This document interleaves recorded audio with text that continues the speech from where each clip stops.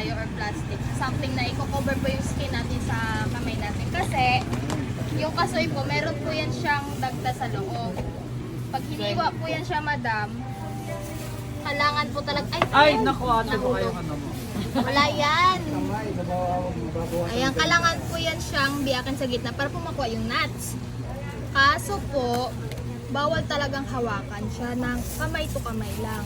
Kasi po may dagta po siya sa gilid. Yung dagta po na yan, pag nahawakan natin yan or sa skin natin, mangingitik po yung kamay natin, masusunog siya. Depende pa sa skin natin. What if yung skin mo pala manipis, hindi magsusugat-sugat yan, di ba? Weeks or months po bago matanggal yan siya, madam. So, hindi siya pwede kainin ng ilaw. No po. Kailangan po natin siyang bilarin. Abilad bago isang ano. Yes po. Kasi sir, may ano pa yan siya, may skin layer pa yan, no? May dagta pa po yan. Kailangan po yan siya ibilad.